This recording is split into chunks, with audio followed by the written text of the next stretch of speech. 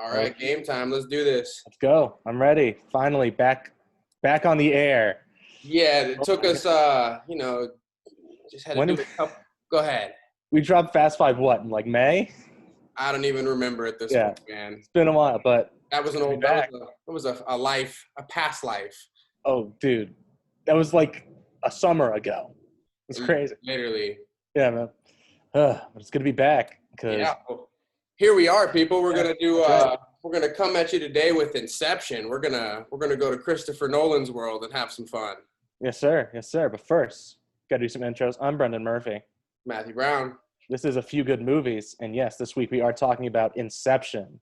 10 years old this year. I guess July was when the 10th anniversary happened, everything like that. So Yeah, I believe it just passed. Like it just happened. yeah, which the celebrations we could have had of movie theaters were still a thing, and they were re-released it and everything like that. Could have been watching Tenet and Inception as a double feature. But, That's right. Could have been great, but instead we're doing a Zoom meeting. So here we go. 2020, baby. yeah, man, will we ever see Tenet? That's a question I keep asking myself. We're definitely going to see it. I think we're going to wait longer than I know you'd certainly like to wait, but Listen, I'll wait as long as I need to, but I'm just saying, like, they keep on being like, yeah, it's going to come out in like a month. No, it's not. it's not. Unfortunately, It's coming out next year. I'll tell you that. Christopher Nolan's not going to put that out through video. He's not No, going he to put won't. it on Netflix. He wants that to be in the theater, so he's going to Absolutely. wait probably. So it might be pushed back. The thing is people are going to wait. That's Yeah. the reality of it. Yeah.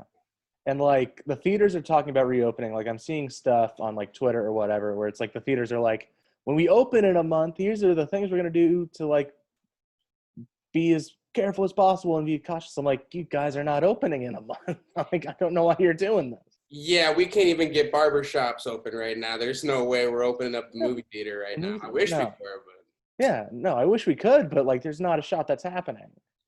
I mean, even Disney right now is just like, yeah, we're just gonna drop all of our shit on Disney Plus like right now. Like we're done. Like that Mulan news was like super surprising that they were just like going to go ahead and just completely forego a theatrical release for it. they just skipped it entirely and they just dropped it on Disney. What they're doing is I think it's gonna drop sometime in September, but they are putting it on Disney Plus to rent for like $30. $30 to rent? Yeah, but like it's that thing where it was supposed to be theatrical release. Mm-hmm. They know that the audience for it is going to be families and everything like that, where like multiple people are watching. Okay. And yeah, I think they were just like $30 to watch it at home, not have to wait for it to go to theaters or anything like that. So Is it $30 to like watch it once, or you get to keep it? I have no, it's rent. You don't get to keep it. I don't know How long do you the get to rental rent it period. for? I'm not sure. Oh man, you got me interested in that. $30 for a rental, that's crazy. I get what you're saying here, but that's crazy. Yeah, I mean, especially with like the success of like I think Trolls World Tour did like a ton of money once they decided to just like drop it on VOD or whatever. Like I think it made like 100 million, something like that, over VOD for a movie that no one was like really caring to go see, but that they were just like, it's quarantine. We have a family movie. What are families wanting to do right now? Stay inside, watch movies and stuff. And like it was just that perfect storm of like, oh, now a whole new thing has been created. Right.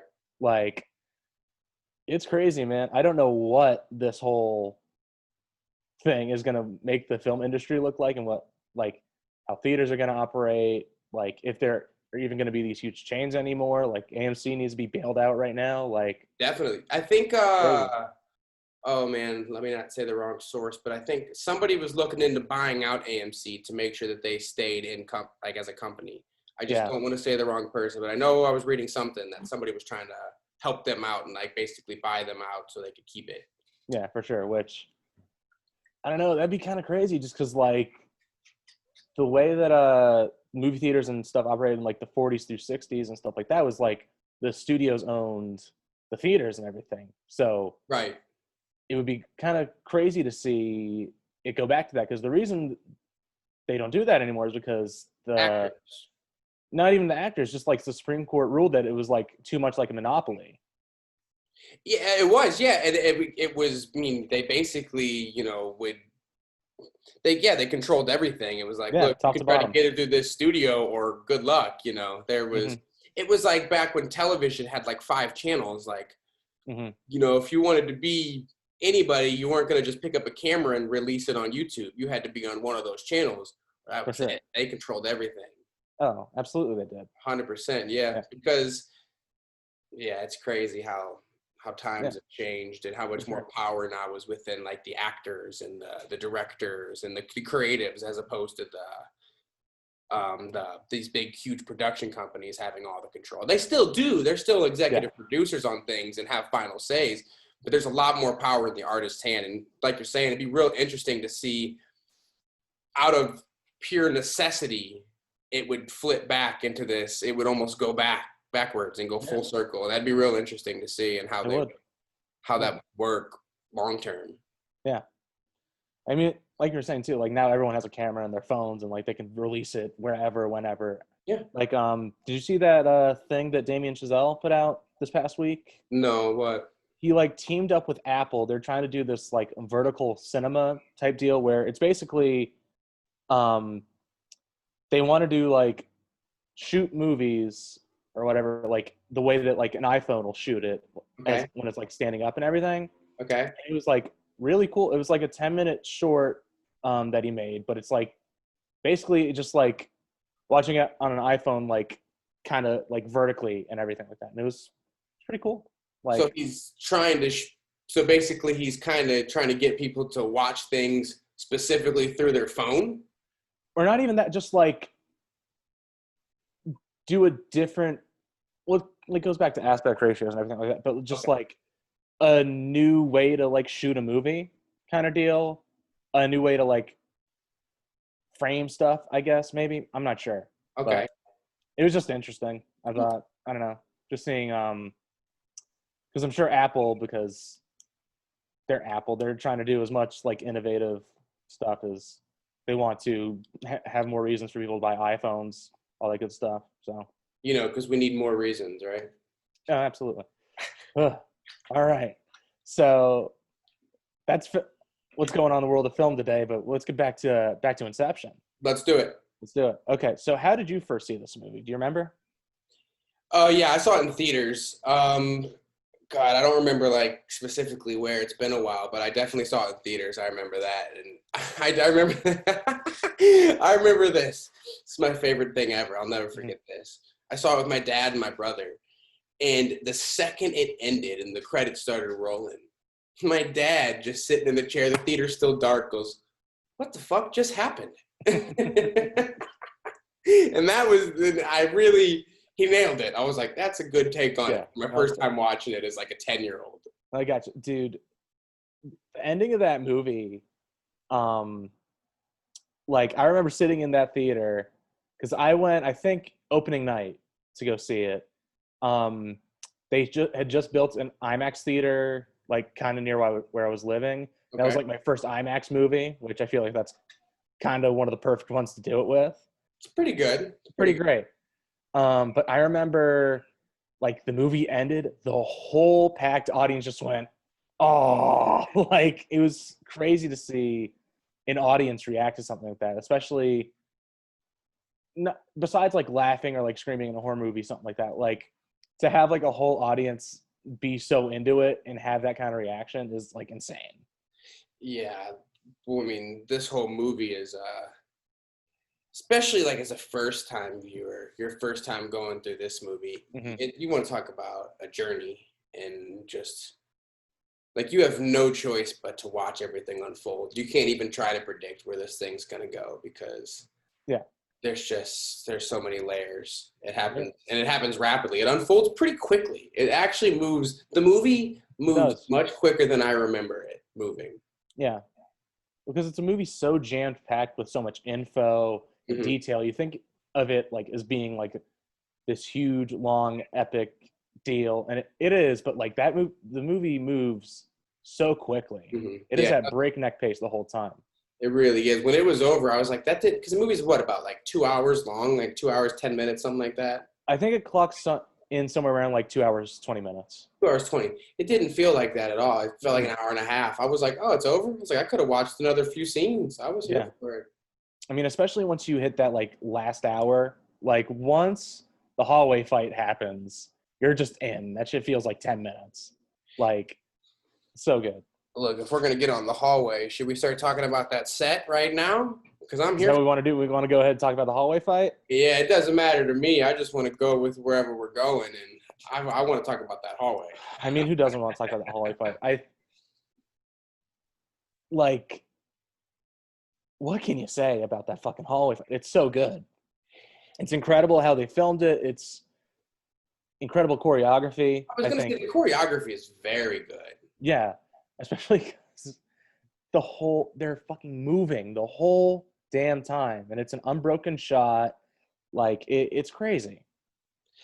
Yeah, even watching it and knowing how that set worked now, I still was trying to figure out how they did that. Like, It's unbelievable. It really is. It really doesn't seem possible. You're like, there's a couple other shots we could talk about too. There's just things he does with his sets that I thought for sure was special effects. Mm-hmm. It wasn't even like, oh, that might have been. It was like, oh yeah, I know what I'm talking about. That's special effects. And then to watch, they're like, yeah, no, this was all done in camera. This is how we did it. He just kind of humbles you. You're like, wow. Yeah. Okay. Like, even when I'm watching it unfold before me, I know how they filmed it and everything like that. I know they did it for real. I'm just like, bullshit. Absolutely not. There's no way. Yeah. Like, this is insane. I mean, go ahead. No, it's like, especially like, I think they said they rehearsed it for like 2 weeks, but for those two guys to like train to fight in that hallway like that, and for it to look so clean, so clear, it's one of the better action sequences, I think, of like the last decade or so. Like, I think you can trace a lot of what's been happening with like John Wick and everything like that, where people are like freaking out about how action movies are doing more stuff in camera, longer takes, not as tight framing, so you can actually see the fight happening. Okay. Like, I think you can kind of trace it back to this fight. Really? Okay. See, I haven't seen John Wick, so I don't understand. I don't know, but I believe you. That's crazy that this fight has so much influence over. I mean, it's not that crazy considering what's going on and who's involved. I mean, talking about influence, I mean, I feel like Christopher Nolan, especially Dark Knight and Inception back to back, like, I feel like those were both super important moments to like look at what film has become over the last 10 years. Like, how many like big blockbuster franchises immediately like went back to work to like try to make their own Dark Knight immediately? I think like the reason the superhero boom is as big as it is because of how well the Dark Knight performed, how good of a movie it is, Heath Ledger winning the Oscar. Like, it's crazy. That and did Iron Man come out before or after The Dark Knight? It was a month or two before. Before. So so right around the same time. Yeah. I agree. I think The Dark Knight and the success of the original Iron Man, from there, all of a sudden, superheroes were the hot ticket all of a sudden. Yeah. I 100% agree. I mean, especially because it's a lot easier to do these days to reach $1 billion, but like before The Dark Knight did it, the only other movie to have passed $1 billion was Titanic. What about, didn't Avatar do it as well or no? Avatar was after. Well, that would be why right there. Okay. Yeah. Okay. But like, I remember like that being a huge story. Like, I was following it every day. Like, what's The Dark Knight's total at? Is it going to do it? Is it going to finally topple Titanic? Like, it was a crazy moment to like see unfold. It's what's really crazy to think about there too is like, think about the audience that comes to the Titanic. I feel like that is much more widespread appeal because you fit guys and girls than The Dark Knight. For sure. The Dark Knight to still do those numbers, knowing it's probably got a more narrowed audience, so it speaks a lot. I mean, I think we were just talking about this like a week ago. we've probably seen that movie each 100 times a piece. 100%. I mean, I've seen that. I've probably seen that movie more than any other movie ever made. Yeah. Well, I mean, I guess Dark Knight came out when I was like 11 or so. So like, and when you're a kid, you just like pick one movie, you watch it all day long. Like the Dark Knight was the movie I did that with. Definitely. Like a year, I like watched that movie at least like 2-3 times a week. I still watch that movie once every 3 months. Yeah. As soon as that opening shot happens, and all of a sudden we're there at that bank robber or that robbery scene. Mm-hmm. Oh man, I'm lost at that point. I'm in there. Oh, absolutely. And yeah, like once again, that's that opening bank sequence. I mean, it kind of goes hand in hand with this movie. I mean, they're both about robbers and everything, but like the way Nolan keeps everything so tense while still throwing like all this information at you, making sure your brain is working. Like, I remember, like, how when you watch a movie or watch TV or whatever, you have your phone right behind you and you'll just like check every once in a little bit, maybe get a little too lost in like sending texts and everything like that. Mm-hmm. Yeah, sure. Like the second the hallway fight happened to the end of the movie, like I did not pick up my phone at all. I was just like in. Yeah. Because I mean, it's easy to get lost in that. Very, very easy. It sure is. Because like, also, the locations in this movie are insane. Like once you see like that big old like snowy mountain or whatever that they're on, and like the fact that they. Do you know where that was shot at?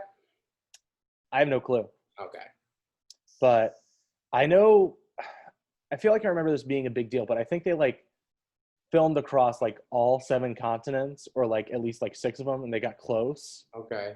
Because you got America in there at the end and everything like that. You got Europe when they're like setting everything up. Asia, I guess, when they're doing like the stuff with Sato, everything like that. Okay. I don't know if they went and filmed in Australia, but I know they take like the flight they're on is I think Australia to LA. Well, isn't Tom Hardy's character supposed to be Australian? Maybe. I'm not sure. I know that, but like when Tom Hardy is introduced, I know they're in Africa because I think they're in Mombasa, I think. They are in Mombasa because when they said Mombasa, I literally pictured Tom Hanks going the first flight out of Mombasa, saying it twice and so that I was like, oh, I know where that's at. Oh, for sure. I know what's going on there. Yeah. I've got another reference. Yeah. Which, talk about Tom Hardy. I keep coming back to this movie. I think this is still like one of his better performances. It's definitely up there as one of my favorites. For me, I was just talking to my roommate about this. One of the things about that movie with Tom Hardy is that character, just surface level, like just like words wise, isn't. I don't know. I what I'm trying to say here is I find it really incredible the way Tom Hardy can just take all these subtle, small little things to create a character and have it become its own thing. And really, he's so good at getting, like Tom Hardy, with every performance he does, he's got this little something that he does completely different about him that you've never seen before. And he's got like the weird little haircut that you would probably, I feel like I would never see Tom Hardy have, but it's really incredible just the way he's able. Top 3 actor for me. Top three. He's really up there. I mean, him and Leo, seeing them work together, they do. It looks so effortless. It looks absolutely effortless the way they do it. Which, when you make something look effortless, that means they say you've mastered it. So yeah, I mean that's the thing too. It's like I get what you're saying though, because like surface level, you're right. This character is just kind of like on paper. You look at him, he's just like, oh, he's kind of like the funny guy in the crew who's gonna like crack a joke every once in a while. Yeah, that guy we've seen a million times before, whether it's Tyrese in the Fast and Furious movies or like something like that. Like there's always that guy. Like in the Ocean's 11 movies, it's kind of all of them, but like, but yeah, there's always that guy who's like gonna crack a joke every once in a while. But like, there are a couple lines and there are like a couple decisions that he makes. Like, there's a lot more to him than I think is actually on the page or anything like that. Like, he has these couple of moments where I think he's just as like adventurous and like curious and I guess inventive with like all the dream stuff as like Leo is, because whenever he's like talking about like actually like doing the stuff, Mm-hmm. he always has this kind of just like he gets really excited about it. He's got all these stories about these things he's tried to do in there. Mm-hmm. Like when they're doing Inception and it almost fails, he's like, I really wanted to see how this worked out, if we were going to be able to do it or not. We were so close. Man, that would have been cool to see Inception actually happen. Mm-hmm. Like especially when you look at Arthur, who's just like, guys, we shouldn't be doing this. This is a little too above my pay grade. I don't know. It's Mm-hmm. kind of scary. Like, I don't know if we should be doing this, but Tom Hardy's character is always just like, yeah, let's do the next thing. Let's go. I'm ready. Yeah. Yeah, he's it's really you nailed it. Like if I bet if I was to read that script, I wouldn't see that character that Tom Hardy brought to the table. I would have been that, and that again, it just speaks volumes to how they always say like you want to personalize something. You know, you want to make it a part of you, and you want it to be 100% true you, and like he just does that. He does it flawlessly.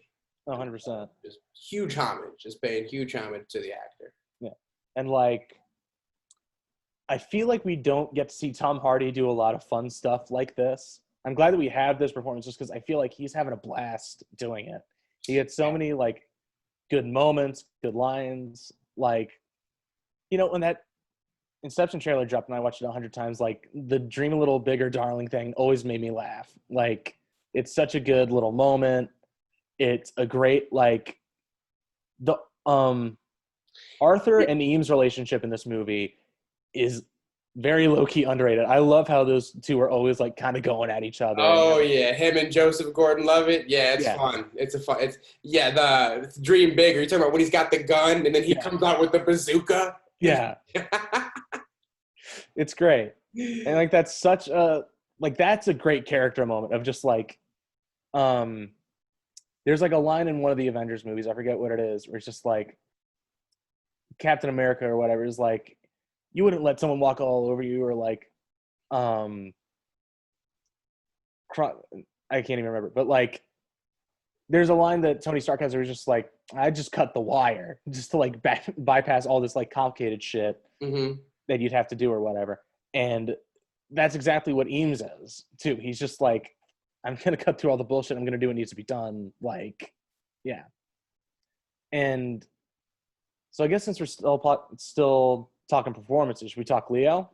We could always talk about Leo, man. Let's talk about Leo, man. I think this was my first DiCaprio movie. If Really? I'm not.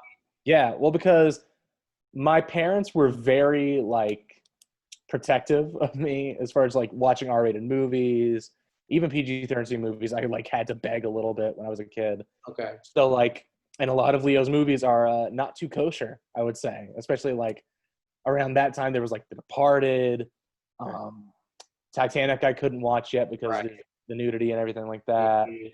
I guess what else had he made up to that point? I feel like he's got something before Inception, though. I mean, he had the Basketball Diaries. That's a little bit. He's doing heroin in that, though. Yeah. I know there's like one or two other movies because I mean he's Leonardo DiCaprio. He's one of the. Did you see him? What about Gilbert Grape? Had you seen that yet? I still haven't seen Gilbert Grape. Whoa, you haven't seen? I forget that. It's on my list. Oh man, that's Leo's debut. Yeah. No, I'm gonna at some point watch it, but I always feel like it's one of those movies where like this is gonna be a heavy time. Like I don't know if I really want to watch this right now. Yeah. Well, it gets a little heavy towards the end, but it's honestly a pretty fun movie. It really is. It's not like heavy the whole time where it's like it's hard to get through. It's a fun watch. I think you'll enjoy it. I bet. I mean, everyone talks about that Gilbert Grape performance from Leo as being like one of the better child actor performances. So I mean, I should just check it out for that. Dude, after I watched it, I realized I was like, wow. I was like, Leo was the GOAT at 12. I was like, he had it figured out. It's really, I like the only other one I think that I could like think of off top comparable would be like Dustin Hoffman, Rain Man, like that performance. That's fair. Have you seen Rain Man? I've seen like half of Rain Man. Come on, dude. Those are my two. Okay, listen. All right. I've asked if you watched that you haven't seen. Come on, those are my two. Just for that, whenever I get to pick the next movie we're doing, it's either What's Eating Gilbert Grape or Rain Man. I'm down. All right.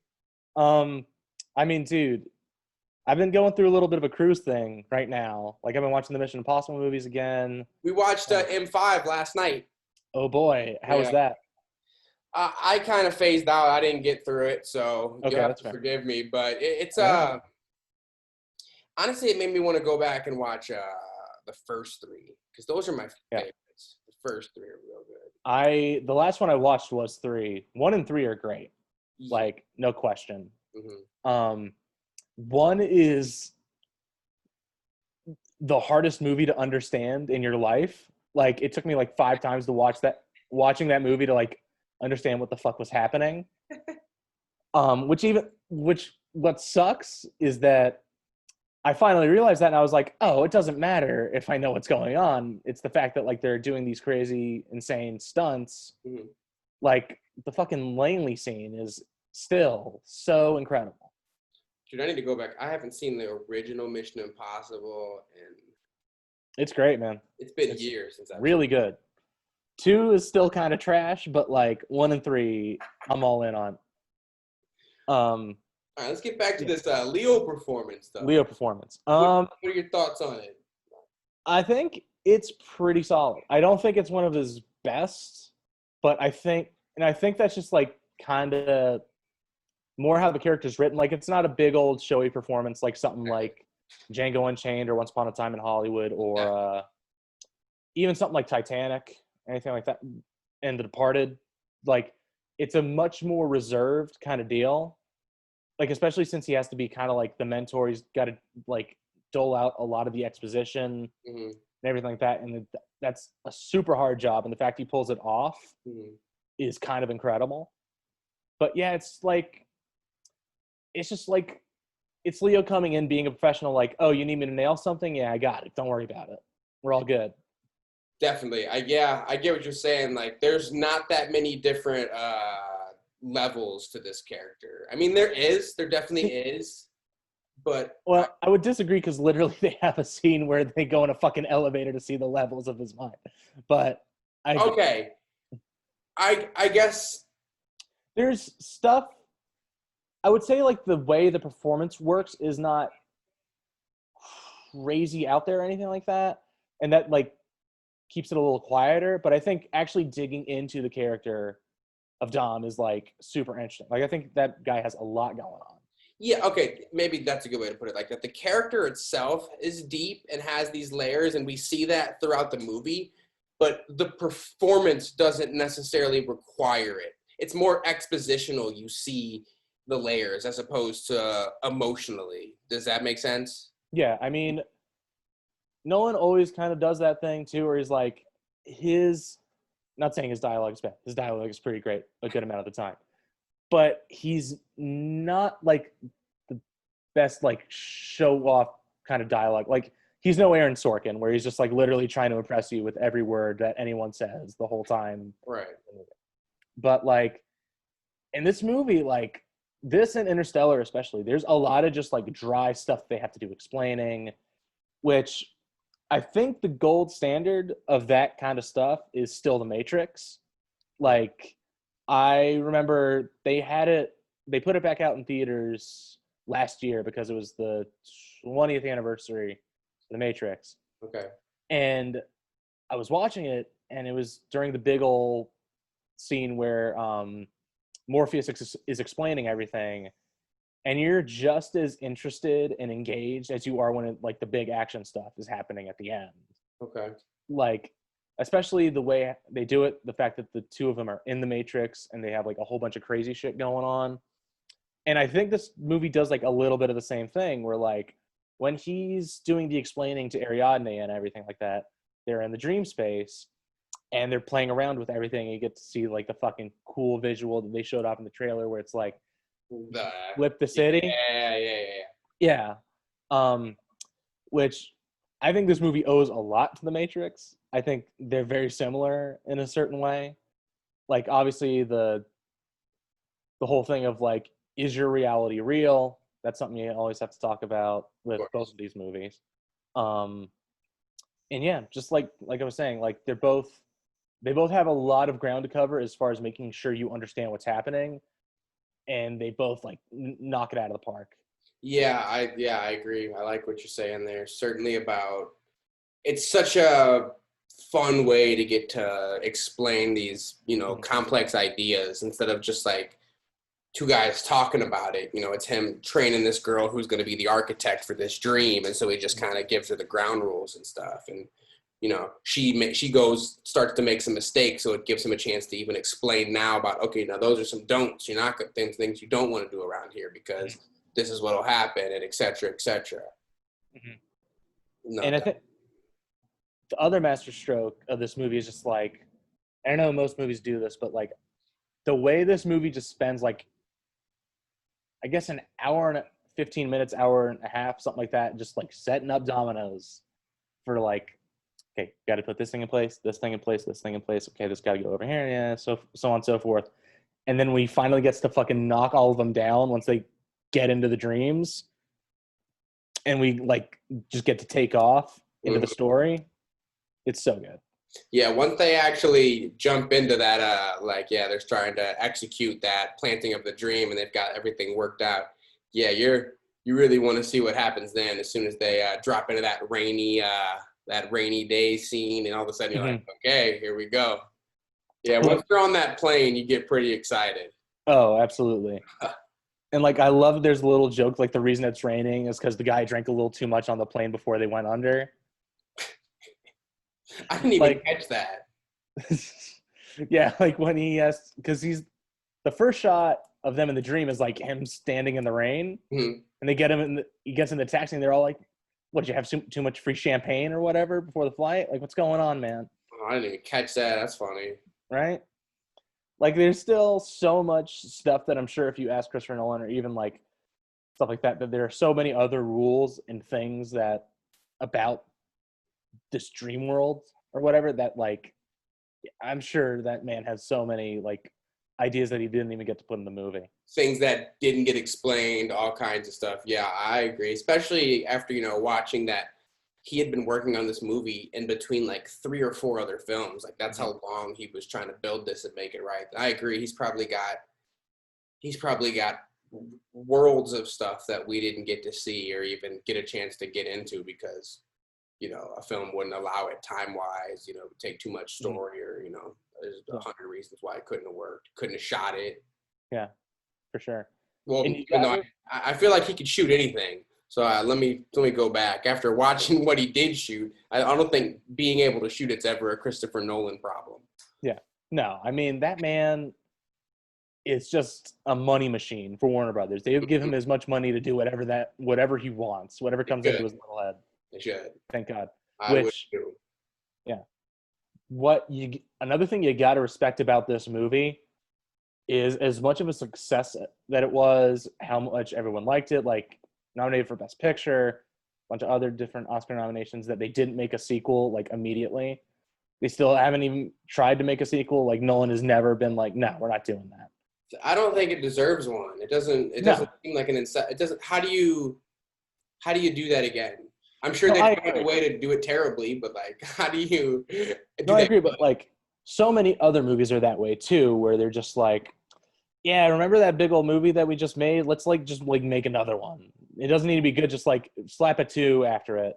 Dude, you're gonna get me worked up on this podcast. This is my biggest pet peeve about the film industry. Is they just take a movie that did good box numbers. And they're like, let's just make another one, and it could be the same movie basically, but it'll get the box office numbers again. Who cares about creativity? Let's just make the same thing. Yeah. Oh man, exactly. And like the fact that they haven't tried to make one for this is like pretty great. I feel like Christopher Nolan wouldn't allow it because I'm sure he would shut that down and he'd be like, "What? Yeah." Well, if Warner Brothers doesn't want to lose Christopher Nolan, they can't. Well, I think that's a pretty obvious choice there. Yeah. I mean, the man puts out a movie and it's just like money in the bank every single time. Yeah.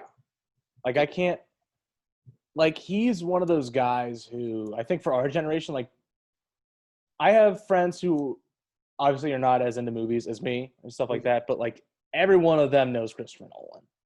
Like my mother knows who Christopher Nolan is. And he's Like, a pretty big one. If you name his movies, I mean, everyone's seen at least one of those movies. yeah. Well, it's just like I feel like in a time where now directors are not as like in the public scene as they used to be. Yeah, definitely. Like there used to be the whole like, the Brat Pack with like, well, not even Brat Pack, but like But like when George Scorsese, Lucas, Steven Coppola, Spielberg. yeah, like those big names, and like even in the '90s, like you put James Cameron's name in front of a thing, and people are gonna go see it. Mm-hmm. Like Tarantino, like Kevin Smith, like all those like indie like guys that came out of like Miramax and everything like that. Like people knew them, like they were on fucking Letterman and all that shit. But like Christopher Nolan is like one of the few guys who like still has that kind of celebrity status. Yeah, definitely. Because besides him and like Tarantino still has it. I mean, if Spielberg makes something, of course, I'm there. Honestly, Ari Aster's one of the ones that I think it's still too soon in his career to say that that's a pull of a name. But I think if anybody who really likes movies and they're paying attention, I know you and me, we got Ari Aster on our list. I know that for sure. I'm definitely paying attention to him. Oh, for sure. But like that's the thing is like we're always going to pay a little more attention to stuff. We'll know like more directors and shit like that. But like the fact that people that aren't into it like know his name, know his movies, and like they see his name in a trailer, like, oh, I got to go see that movie. Yeah, I mean, if like you said, we were gonna go see Tenet before. We don't even know what it's about. We're just like, I mean, it's Christopher Nolan, it's Tenet, it's time. I'm there. Yeah. I mean, I remember like 2-3 years ago when they announced like Christopher Nolan is making a new movie. I was like, can I buy my ticket now, please? I don't even need any details. Yeah, don't tell me anything about it. I'd rather just like show up. I mean, especially like watching the Tenet trailers, I still don't know what the fuck that movie is about or is going to be. I don't even watch the trailer anymore. I'm just going to wait for this to come out. No, that's fair. It looks so good. I'm so excited whenever I get to see it. All right. Well, since we've loosely been on the topic of Leonardo DiCaprio, let's talk about the hot topic between you and me, where I know we don't see eye to eye. Okay. What's that? I think that this movie, we are in limbo with Leonardo DiCaprio the entire time. The entire time from the beginning of the movie to the end? Yep. From the very start. Yeah, I'm not in. I think it's just now I can understand why people think that way. I know this is a movie that allows for that kind of conversation. That's what we're here for. Everything like that. But it's just like I think the movie's not fun if I think about it that way. Really? Because it's like, well, it's like any movie that's like, oh, the whole thing was a dream. It's like, well, then what the fuck was I watching? Like, what's the point? Yeah, well, I mean, in terms of just like entertainment, I think it was still a good movie, even if you're looking at it like that. But I don't know. Like I said, I had never watched it thinking that. And I've seen the movie several times. But I went into it this time. I was like, you know what? I'm going to go into it with the idea that this is Leonardo DiCaprio's dream. And I'm going to see if I pick up on little details that would either say that, no, that's not true, or more confirms it. And I had several things that at least the way I was seeing it confirmed it. And I was like, it was like the big one, okay, right where he starts, the movie starts, and I know you were trying to say that this is where like the full circle comes in, that he was pulling Kaito out of, Kaido out of limbo, which could very well be it. But he even says later on in the movie, you wash up on the shore of your own subconscious when you're in limbo. And the movie starts with him literally washing up on shore. Yeah. But I mean, that just happens when you go to limbo. Like Ellen Page and him wash up on the beach when they go meet Maul and everything down. Like, I think that's just like what happens. Yeah. But then even, like I said, there's a couple times where one time he drops his, what are the name of those things again? Totem. Yeah. One of the times he drops the totem and then he never tries again.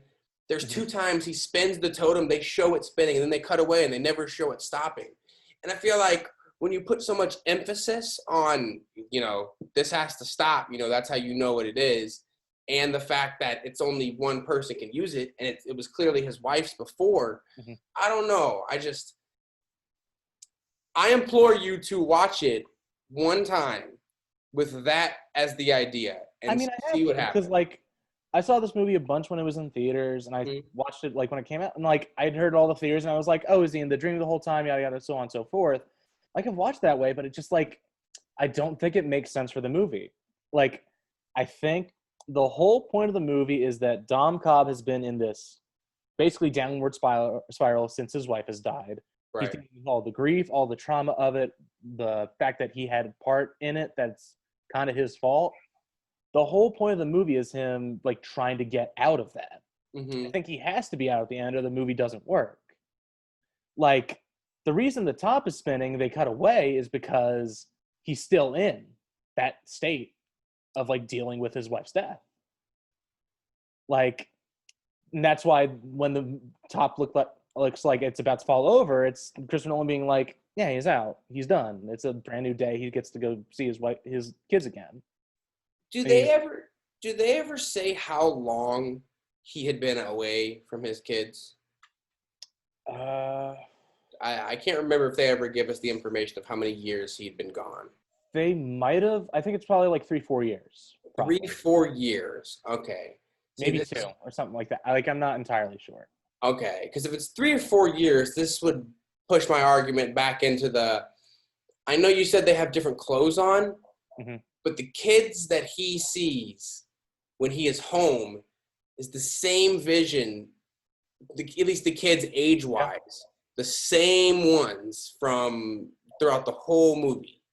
See, that's fair, but it's also that thing where it's just like, I think they were just like, we don't want to hire more kids. Like, these are the 2 kids we've got. If we hire different kids, they're not going to look like the kids that we've been seeing the whole movie. Really? I would say maybe. Well, the whole point is you've been waiting to see those kids' faces the whole time.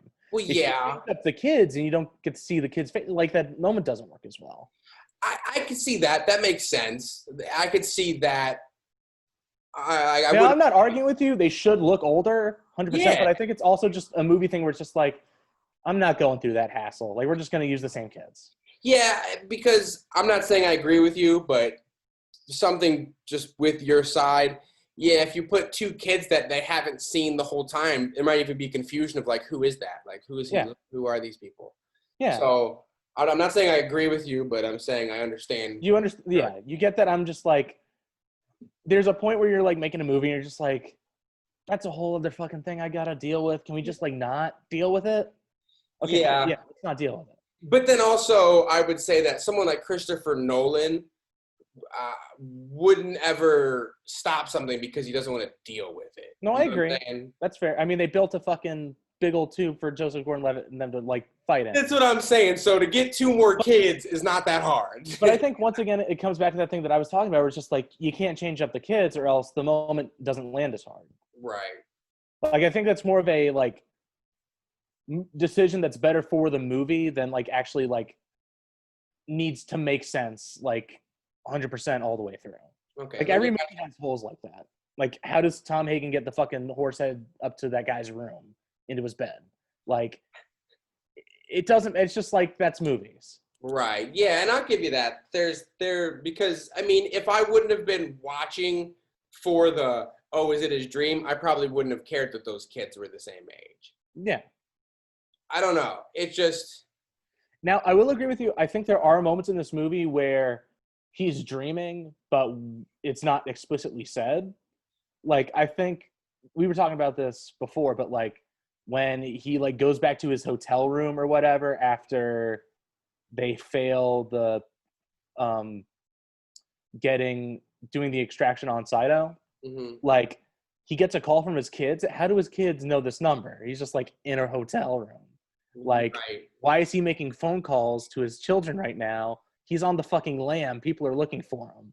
Like, this doesn't make sense. And he's just like, he's dreaming of just like, you know, he wants to see his kids again. He wants to talk to his kids kind of deal. But like, wasn't it also though that like the only people,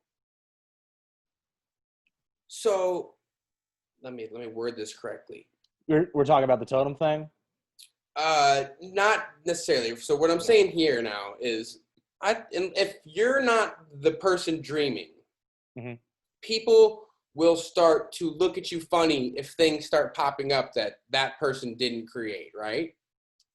Yes, if you are not, the person dreaming, the like projections and everything are their subconscious. Exactly. If they feel someone else like starting to mess around or something that's not supposed to be there, the projections will attack the thing that's out of place. Okay, right. When we were in this whole trying to get, I forget his name, but the guy who they're trying to cause Inception to. Fisher. We were in his dream, right? I think we are in, let me think. We are in the chemist's brain on the first level, or inside his mind. Okay. On the second level, I am pretty sure we are in Arthur's. Okay. And then in the third level, I believe we are in Eames's. Okay. And then we go down to Limbo. Because it's whoever they put the like the headphones on so that they can hear the music. So I think the chemist puts the headphones on Joseph Gordon-Levitt, and then Joseph Gordon-Levitt puts the headphones on Tom Hardy. Okay, yes. So my argument then now would be, throughout all of these levels, Leonardo DiCaprio, things pop up in the dream that has to do with him. A perfect example is that train. That train comes flying through that he had just created. He never, I don't know if it was just they just simply didn't have it, but he never, ever, ever gets a look from anybody else, like the subconscious looking at them weirdly.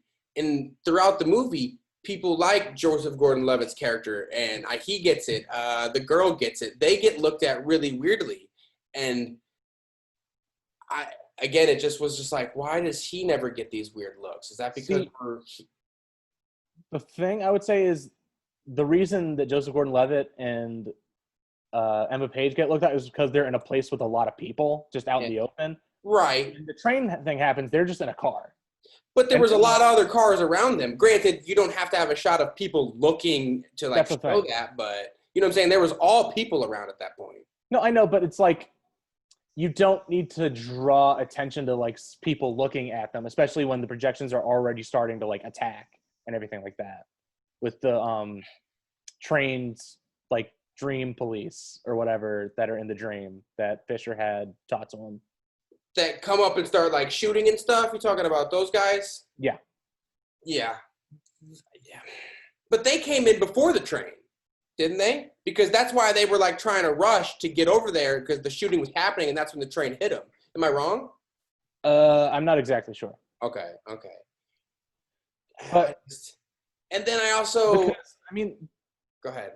They get the looks, like Leo gets looked at in like the second level and shit like that. And the third level is mostly just it's an army again. So it's like they're already attacking. So yeah, I'm not sure. I like I said, like I feel like it just, if it's not in the text of the movie or it doesn't, or if it like doesn't really enhance the message of the story and something, like I'd rather just like look at the movie as what the movie is. Right. Like I think you can watch it thinking that he's in a dream the whole time. I just like, for me, it takes the movie down a little bit because the whole point is you're fighting for this guy to get back home and get out. Right. Yeah. I don't know. All right. That's right. It's incredible either way. I don't think you can go wrong. No, I agree. But it's a great movie. There's no question. Hopefully for anybody who listens to this, maybe they'll, I implore you guys to watch it at least once like that. And you know what? If it's not it, I'm wrong. I'll admit when I'm wrong. But yeah. I want to ask Christopher Nolan. I'm about to call him. I think I'm gonna shoot him a text here in a few minutes. Dude, give Chris a call. We're gonna get him on this podcast here soon. I talked to him earlier this morning. He's been waiting. Like, well, I had Scott patch him through to me. I was like, "Hey, buddy." Of course. I was like, "Go ahead and send Christopher Nolan my way." Yeah, but I'll tell you what. He's never gonna answer that question. He never will. You're right. He probably wouldn't answer that question. because he's probably been getting that question for 10 years, and he's just like, just this shit again? Guys, like, the top is clearly falling over at the end of the movie. He's out. Like, stop asking me this question. It does. I know it goes like, it almost. And it's like, also, that's not the point. It's like, that's not the point either. The fact is, he's like dealt with the death of his wife, and he gets to see his kids again. And he gets to be home. I know, but I just always feel like there's another layer. But I get what you're saying. It's not as fun of a movie if it's just him in a dream and literally nothing gets accomplished because it's all just a dream. There's no journey, essentially. Yeah. Well, I mean, and it's also the thing where it's like most movies, what you want from them is like a character going through some kind of change. Any story really is all about that. Yeah, because as an audience, you feel like you kind of get cheated if you watch something and then you go all the way through it to find out like, oh, well, that wasn't real. That was just a dream. Sorry. Yeah. I get that. But then maybe Christopher Nolan challenged himself to do the least rewarding movie ever and still make it incredible. I mean, that's possible. You just don't want to agree with that at all. I mean, it's not that I don't want to agree with it. It's just like, I don't know. Like I've been saying, like to me, it doesn't really matter if he's in a dream or not. Like the fact is that he deals with all the trauma that he's been dealing with. That he deals with the demons that have been inside of him. He realizes that like it's not entirely his fault for what happened, and he needs to like deal with that. And he's like fine mentally now. Like that's what's good, and he gets to go home and see his family. So what you're saying is, even if I was right, you don't care because that's not what matters. What matters is what actually happens. Well, it's just that thing. It's like a movie is never necessarily about the story all the time. It's more for me like it's about character. The character arc, yeah. Yeah. And I think the reason the movie works so well is because you're super invested in these characters. And the fact that you're invested in Dom and you want him to like be okay by the end of the movie, see his family again, like I think that's what matters. Yeah. Because like there's always that dumb saying or whatever, there's only like 7 stories in the world, like it's just like variations and shit like that. Literally. Yeah. But it's like, I mean, this is a heist movie. Like it's Ocean's 11. It's the Sting. It's like it's all that. It's just a heist. It's a psychological heist. Yeah, absolutely. Definitely. But yeah, I think that at the end of the day, that's what matters to me about the movie is the character and the character changing and then being able to get what he wants at the end. That's fair. Yeah. I just wanted to debate you. I fear it. We've agreed with everything so far on these first couple of episodes, so I was glad that we could tussle this time. I mean, it was a solid debate. I thought it was good. I think we both had valid points. It was a 6.5 out of 10. 6.5. I mean, it was our first one, so you got to give us a little leeway on that. But yeah, I liked it. I thought it was good. I think we could have stronger points of views, and I think we'll get them. Yeah, for sure. I mean, we'll have some stuff. We got some movies that are going to be coming up that we'll disagree on and shit like that. Like, you got that shit in the bag. So, I don't know. Is there anything else that we're missing? Anything else we need to talk about? Not really. I mean, I think we can save going over just like the plot line because, I mean, like we know what happens here. It's a dream within a dream within a dream. They're trying to plant this idea in this guy's head so he can basically give up his inheritance. And, I mean, yeah, that's basically where the whole thing kind of goes from there. Yeah. Would you like to add anything on that? Because honestly, no, I think we've covered everything pretty well. At least the things that I wanted to talk about personally. Yeah, for sure. I mean, there are just a couple things. The way that this movie looks and is designed is incredible. Yeah. Like, I'll always remember, like, how this movie looks, how it feels. Like, it feels so lived in and natural, even though, like, it's all a dream for the most part and everything like that. Like, it's a really well fleshed out world. Definitely. There's that. I guess other supporting performances, like Watanabe, I think, is another one of those guys in this movie who is really just like absolutely killing it. But since the movie is like not as show-offy about the acting specifically, like gets a little pushed under the rug. But like the cast is great. Or what's the girl's name who plays Leo's wife? Marion Cotillard. Wow. I know you had high praise for that performance, as do Oh, I. oh, how do we not talk about Marion Cotillard? She's great. She's Yeah. incredible in this movie. She's creepy, man. She is. She's very creepy with her just like stillness, calmness. Mm-hmm. It's really it's powerful when I always personally find it more powerful when you can do nothing and it like provokes emotion and feeling. That to me is always more powerful than going over the top and going. I'm not, no disrespect, but you know, Al Pacino-esque how, you know, he always likes he can take it to the next level. Oh, dude, he can take it to the next level. Yeah, we could go. Let's go pull up the scene of him and the Irishman. Him just going crazy at his desk, freaking out. How do you do that? Yeah. You're giving it to him. Yeah. I'm going to jail. You understand? I'm going to prison because of you dumb motherfuckers.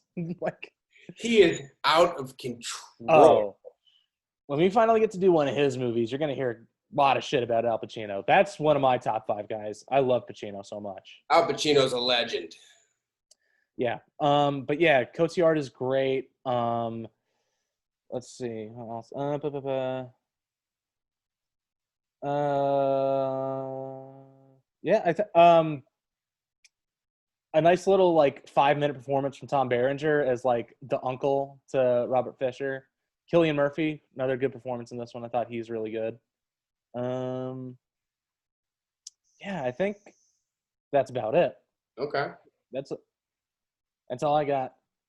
Yeah, that's all I got. I mean, I guess I know we wanted to kind of change up the format here, Mm-hmm. so I think naturally it just kind of shortens itself by doing that because we lose a lot of that just going through the movie like scene by scene. Yeah, because there's a lot of scenes. There sure are a lot of scenes in this movie. I'll give you that. There's more than a couple. So many scenes. Yeah, that's what I'm saying. I don't even, if we were, dude, we'd be on like the 3rd scene still if we were just going scene by scene here because we could break a lot down on that. Oh, 100%. I mean, the first 3 scenes of this movie, they got a lot of shit going on. Like, this is something I kind of want to bring up because I remember when the trailers were coming out and we were all kind of getting hyped for this movie, you couldn't tell too much what it was doing or what was going on. Mm-hmm. But I remember like that first moment when you realize that you can do like a dream within a dream when he like falls on the carpet and everything like that. And he's like, we're still in a dream. Like, yeah. Fucking blew my mind. That really is when the movie, all of a sudden you're like, okay, this is going to be more than I expected. Because at first it seems predictable. We're in a dream. Not predictable. Hardly predictable, but yeah. But like, you're just like, I get it. They're in dreams. It's like kind of like the Matrix. Like, I get it. Yeah. And then all of a sudden he's on the carpet and he's like, we're still dreaming. And all of a sudden you get thrown into another one. You're like, what is going on? Excuse me, sir? Yeah. That's awesome. That's great. I think you nailed it right there. That is the moment of the movie right off the top. That's like the hook. Once that happens, you're like oh. You're already kind of in. You're just like, okay, Leah's doing his thing. Mm-hmm. It's kind of fun. That huge water shot where like everything comes like pouring in through the windows is great. Did you see I know you saw how they did that, right?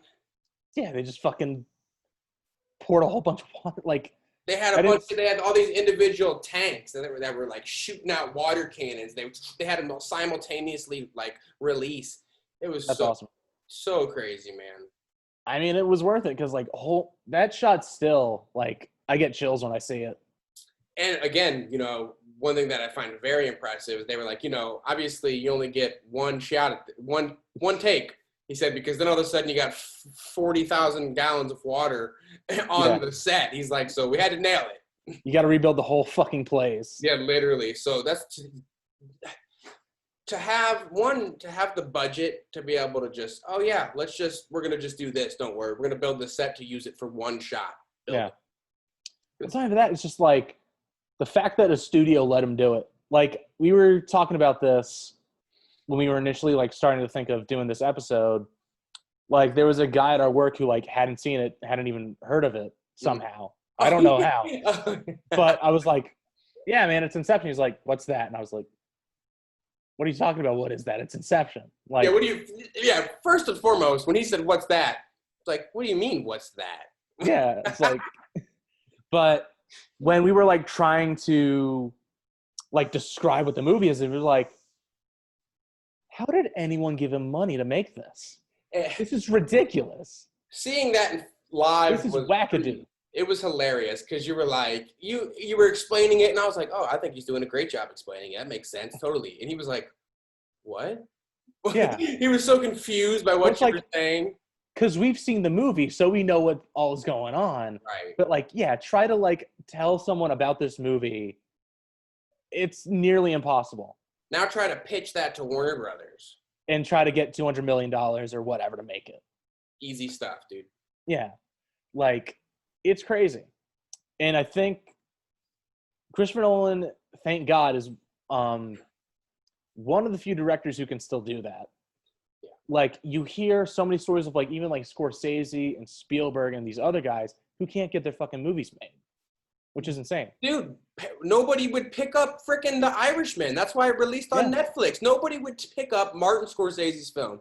That is unbelievable. No. Well, with De Niro and Pacino in the movie. Yeah, oh, dude. Pesci coming back out of retirement. Yeah. Been in a Scorsese movie. How were they not having a bidding war? And it was a fucking mob movie. How did they not have a bidding war? I don't understand to this day how that movie made it to net. That should have been released in theaters.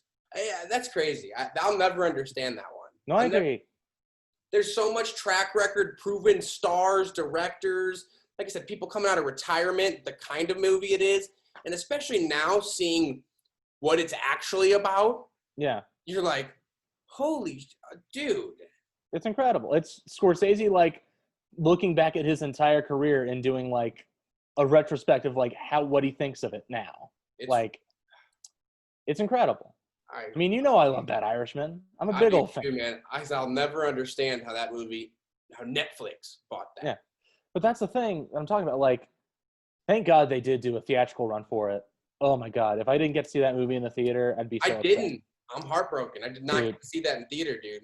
I saw it twice, man. It was – I could not see that movie in a theater. Oh, my God. So very jealous because I did not get to. So good. 3.5 hours. I don't know how I made it through, but I did. It's not again. It's one of those movies. It was like Inception. It doesn't feel like 3.5. Once you're in it, because just who's in it and how much fun it is, you can just start rolling with that thing. 100%, no question. But like that's the thing. Like Martin Scorsese couldn't get The Irishman made. Mm-hmm. Spike Lee couldn't get The Five Bloods made. That had to go to Netflix too. Like so many of these big name directors who are established legends, they cannot get their movies made. Even fucking Steven Spielberg had to fight to get Lincoln made, like, and stuff like that. That's crazy. Like, and the fact that Christopher Nolan can still walk into Warner and be like, I need $200 million to make a movie. What's it about?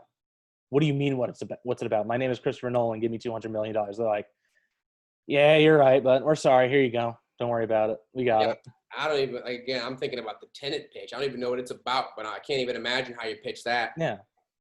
Like, and thank God he's used that power to make original movies like Inception, like Interstellar, and then Tenet.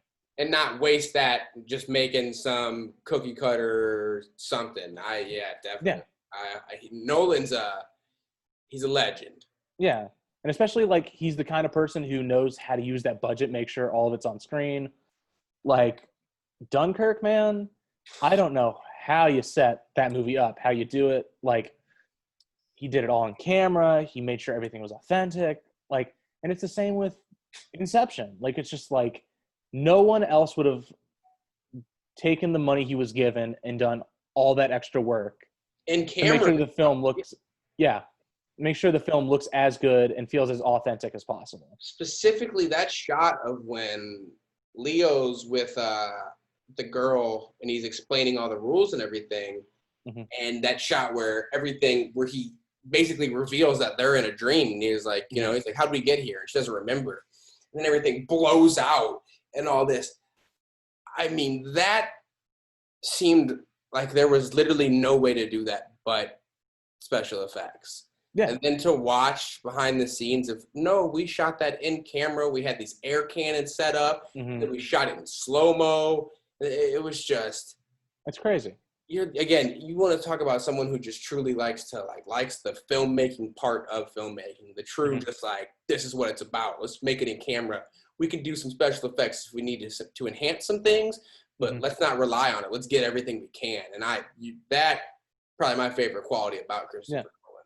I mean, it's like we were talking about with Eames and Cobb earlier. It's just like, and I think that's why this movie works so well as a movie about filmmaking too, where it's just like they want to keep going deeper. They want to figure out new ways they can do stuff. They want to like come up with something complicated so they can figure out how to do it and then try to pull it off.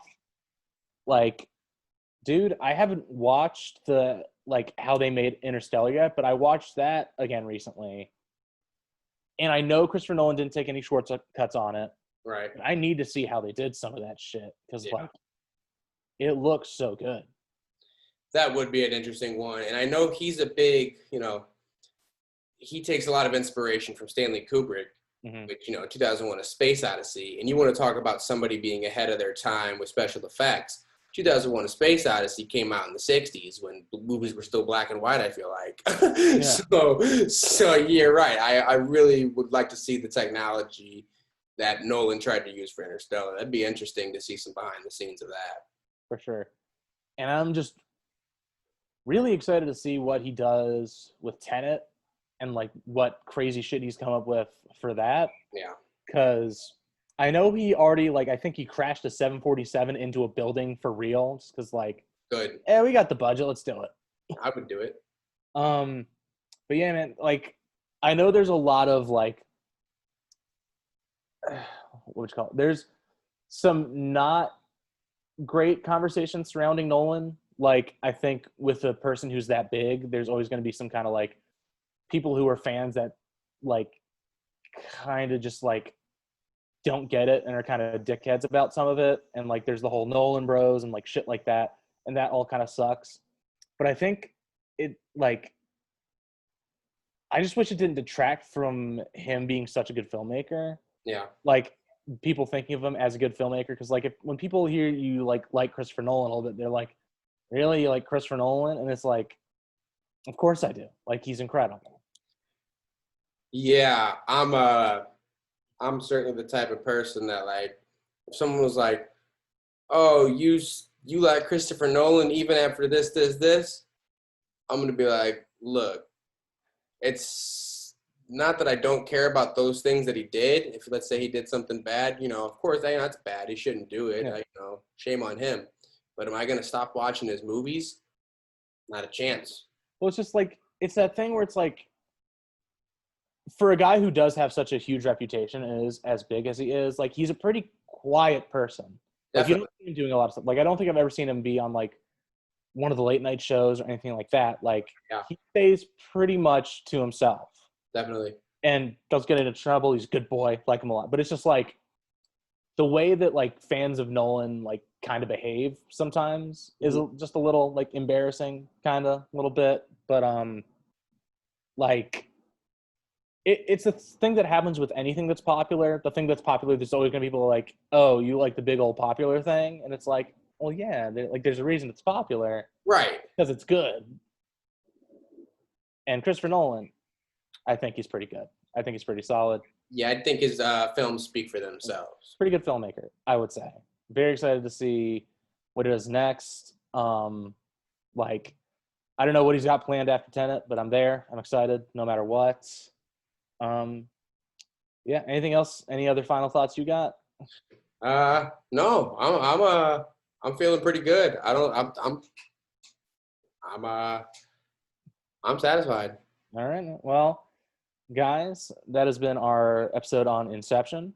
Follow us on Twitter, Instagram, subscribe to the channel, share, comment, all that good stuff. Thanks for watching. Sorry about the technical difficulties over the past month or so. And I can't even get into what's happened, guys. We don't want to talk about it. We've had files too big. We've had files lost. We've had space we ran out of on computers.